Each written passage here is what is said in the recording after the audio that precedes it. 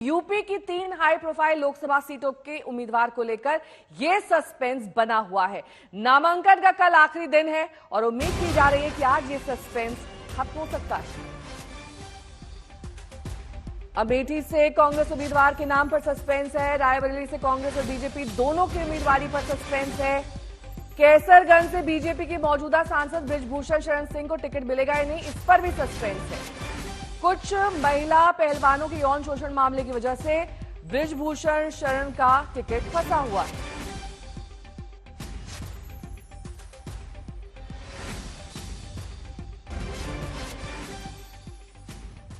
तो ये 3 high profile सीटें हम आपको दिखा रहे हैं, अमेठी, रायबरेली, कैसरगंज, जहां पर दावेदारी को लेकर सस्पेंस बना हुआ है। राहुल गांधी अमेठी से लड़ेंगे या नहीं, इस पर सस्पेंस बरकरार है। प्रियंका नहीं लड़ेंगी रायबरेली से, तो कौन लड़ेगा?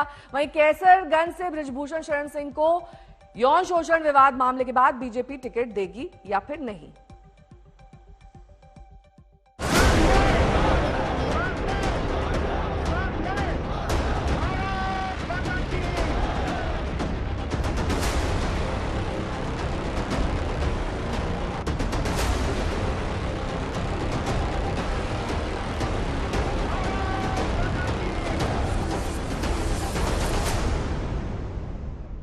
अभी तक हम लोग अमेठी में मुद्दे ढूंढ रहे थे, अब हम कांग्रेस का प्रत्याशी ढूंढ रहे हैं।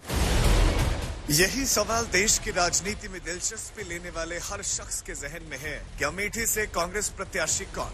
अमेठी में नामांकन करने के लिए सिर्फ 2 दिन बचे हैं, मगर अब तक मालूम नहीं कि अमेठी से कांग्रेस किसे मैदान में उतारेगी। मालूम नहीं कि राहुल गांधी अमेठी से चुनाव लड़ेंगे और प्रियंका गांधी वाड्रा रायबरेली से चुनाव लड़ेंगी। और इन सब के बीच में कांग्रेस के अध्यक्ष भी कुछ भी कहने की स्थिति में नहीं है। आपने कहा कि शौक लगेगा हमारे नाम से, कुछ लोग कह रहे हैं कि आप भी मैदान में उतर सकते हैं इन 2 सीट से। देखो, मैं जाने का वहां सवाल ही नहीं होता, वहीं के कैंडिडेट्स रहेंगे और मैं अब इस वक्त नाम बताने के पोजीशन में नहीं हूं। कब तक हम एक्सपेक्ट कर सकते हैं? अरे अब 3 तारीख लास्ट, 3 तारीख लास्ट है तो 2 को तो फाइनल करना ही होगा। अमेठी और रायबरेली कांग्रेस की 2 परंपरागत सीटें हैं। ऐसे में जिस सीट पर सबसे पहले प्रत्याशी तय हो जाना चाहिए था, वहां के प्रत्याशी को लेकर कांग्रेस में संशय है। ये चुप्पी सवाल पैदा करती है कि क्या कांग्रेस अमेठी में स्मृति ईरानी को वॉकओवर दे देगी? There is no buzz around the nation. There's buzz only in media channels. Yes, nobody is buzzing for them. Rahul Gandhi को लेकर पहले खबर यही आई थी कि वायनाड के बाद वो अमेठी जाएंगे, लेकिन वायनाड में चुनाव खत्म हुए 5 दिन हो गए हैं और राहुल नहीं आए। वहीं प्रियंका गांधी वाड्रा के बारे में खबर है कि वो चुनाव नहीं लड़ेंगी।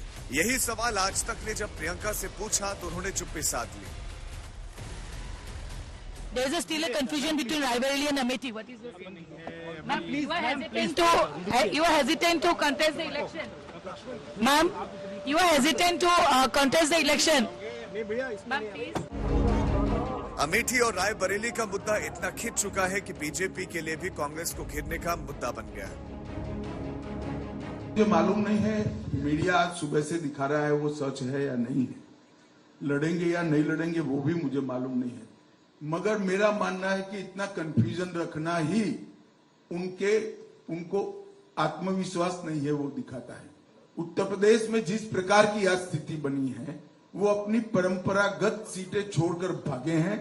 मैं नहीं मानता वो लड़ने की हिम्मत कर पाएंगे। लेकिन कांग्रेस अगर अमेठी और रायबरेली में पेच में उलझी है तो बीजेपी के लिए कैसरगंज का सवाल अमेठी और रायबरेली जैसा ही है। कैसरगंज से बीजेपी से बृजभूषण शरण सिंह मौजूदा सांसद है, लेकिन महिला पहलवानों के यौन शोषण के आरोपों की वजह से उनके टिकट को लेकर सस्पेंस है। तो हमारी चिंता है, आपकी चिंता नहीं है, परेशान मत होइए। चलिए, वो हमारी चिंता है, आपकी चिंता नहीं है। पिछले महीने अपने संसदीय क्षेत्र में एक सभा में बृजभूषण ने कहा था कि वो 27 अप्रैल को टिकट का इंतजार करेंगे।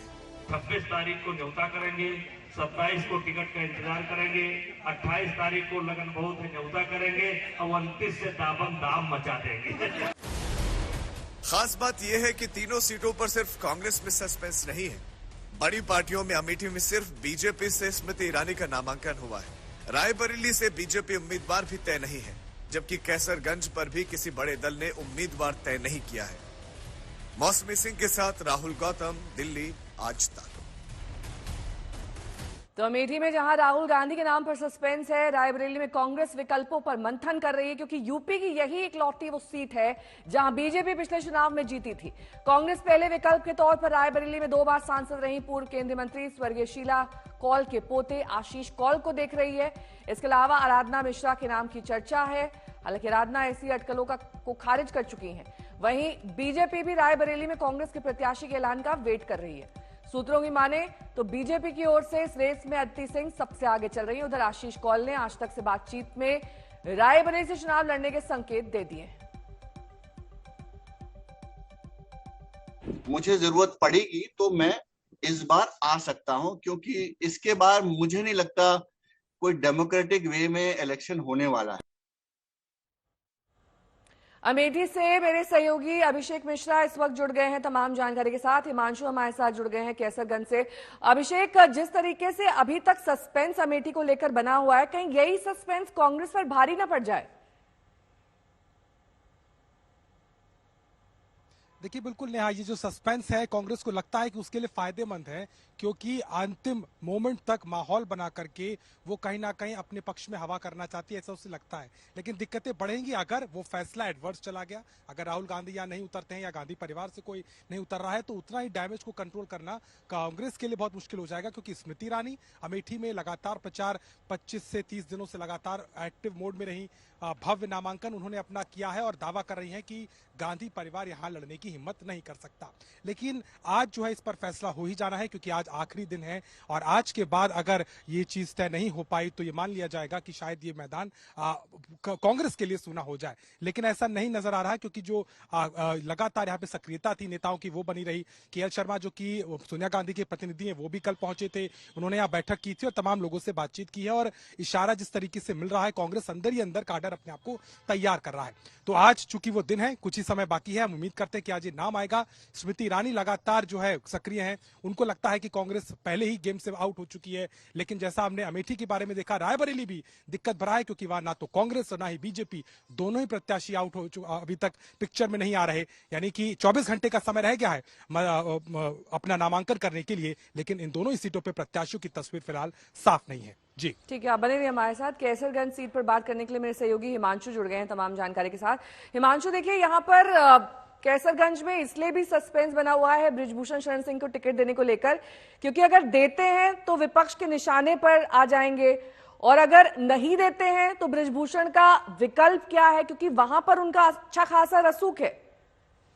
देखिए बिल्कुल, भारतीय जनता पार्टी के सामने दुविधा है कि बृजभूषण शरण सिंह को टिकट अगर देंगे तो जो जाट वोट बैंक है वो नाराज हो जाएगा। लेकिन अगर हम देखें नेहा, तो राजस्थान में और पश्चिमी उत्तर प्रदेश में चुनाव हो चुके हैं, लेकिन हरियाणा में अभी चुनाव बाकी हैं। और जिन प्लेयरों ने रेसलर्स ने जो है वो आरोप लगाया था वो हरियाणा के ही थे, और इसीलिए भारतीय जनता पार्टी को ये लगता है कि कहीं जाट वोट बैंक जो है हरियाणा में खिसक ना जाए। वैसे भारतीय जनता पार्टी हरियाणा में नॉन जाट की पॉलिटिक्स करती है, लेकिन अगर बृजभूषण शरण सिंह को टिकट नहीं दिया जाता है तो किसको दिया जाएगा? कुछ दिन पहले बृजभूषण शरण सिंह से केंद्रीय नेतृत्व ने बात की थी। उन्होंने कहा था कि आप बताइए कि आपके अलावा किस विकल्प को टिकट दिया जा सकता है। आपके परिवार में आपके बेटे जो विधायक हैं या छोटे बेटे या आपकी जो पत्नी है जो सांसद रह चुकी है उनको दिया जाए। तब बृजभूषण शरण सिंह ने केंद्रीय नेतृत्व के सामने सवाल खड़ा किया था। उन्होंने कहा था कि आप बताइए कि मेरी गलती क्या है, क्या मेरे ऊपर दोष साबित हो गए हैं? अगर दोष साबित हो गए हैं तो फिर मुझे टिकट या मेरे परिवार को मत दीजिए।